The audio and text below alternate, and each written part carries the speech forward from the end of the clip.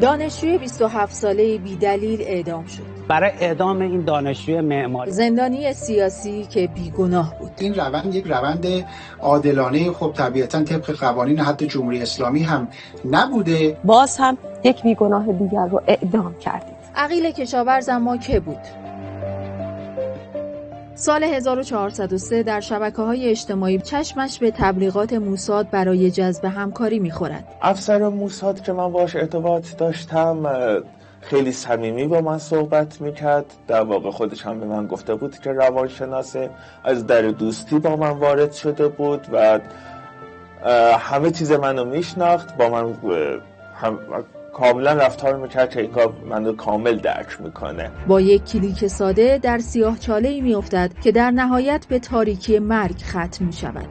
باز کردم، پیام فارسی فرستاده بود، منم فارسی جوابشو دادم. اما ذات خیانتکار او پیش از این خود را نشان داده بود. سال 1402 سابقه همکاری با ارتش رژیم صهیونیستی و مأموریت‌های شناسایی از برخی اماکن حیاتی و مشکوک به فعالیت نظامی در شاهین شهر اصفهان را برای صهیون ارسال کرده بود.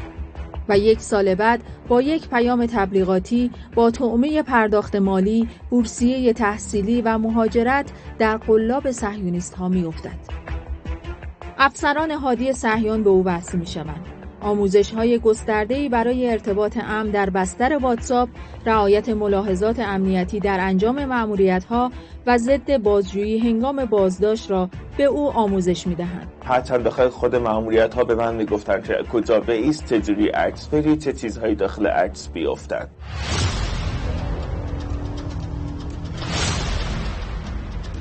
کار ابتدا با مأموریت‌های بی اهمیت و تصویربرداری از مکان‌های به ظاهر ساده شروع می‌شود و در ادامه به مراکز علمی مهم، صنایع هوافضا، کارگاه‌ها و کارخانه‌های حساس و پادگان‌های محل تردد فرماندهان نیروهای مسلح می‌رسد. نزدیک 208 تا مأموریت من انجام دادم. اصلا یکی از این مأموریت‌ها در میدان تجریش و اماکن پیرامونی آن بود. این خیابون یا این میدون ما به تو میگیم داخل مثلا 2 ساعت حساب بکن که چقدر ترافیک از اینجا رد میشه، ترافیک ماشینی و ترافیک انسانی. چند تا از ماشینایی که رد میشن مثلا ماشین پلیسن، چند تا از آدمایی که رد میشن به نظر لباس شخصی و مشکوک میرسن. اینجوری باید حواسم به این چیزا می بود. یکی دیگر اینجا، یکی از زیرساخت‌ها و ابزارالات اقتصادی و کشاورزی که او آمار داده بود و اینجا در جنگ 12 روزه مورد هدف قرار گرفته بود. کاری جاسوسی با پیچیدگی‌های گسترده به فردی به ظاهر ساده داده شد تا ظن جاسوسی و خرابکاری به او برده نشود.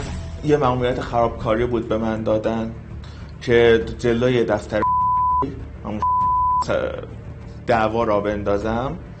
وقتی که در واقع به من گفتن وقتی که دفتر اومد بیرون دعوا را بنداز، خواستم مثلا شلوغ بازی بشه که یه نفر بیاد یه چیزی بندازه مثلا داخل جیب کسی نفهمه که کی بوده. در تهران، اصفهان، شاهرود، آذربایجان غربی برای صهیون مأمور موساد شد. مأموریت‌های شناسایی ساختمون شد که آیا این ساختمون یه کاربری مشکوکه، ممکنه که داره از این ساختمون استفاده میکنه، ولی نشون میدن که مثلا یه مغازه معمولیه.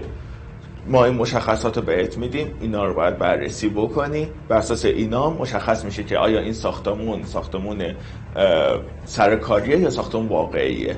در بستر فضای مجازی بسیار امن که ردی از اطلاعات آنها نمانده کار را پیش برد. اما هنگام تصویربرداری از ساختمان ستاد لشکر پیاده ارومیه بازداشت شد. اطلاعات سپاه از چندی پیش از این بازداشت او را زیر ذره‌بین داشت. این تصاویر رصد او در هنگام جاسوسی است. ناقل گذاری و ناقل برداری می‌کرد. از برخی مکان‌ها عکس برداری می‌کرد. از تردد برخی افراد آمار به دست می‌آورد. سربازان گمنام امام زمان در سپاه پاسداران مدتی او را تحت اشراف داشتند تا مرتبطان را شناسایی و در یک بزنگاه او را بازداشت کنند. کسی که تحت تأثیر شبکه‌های ضد انقلاب در دامن صهیونیست‌ها افتاد، با این خاطر جمعی که ردی از خود نمی‌گذارد علیه امنیت ملی اقدام می‌کند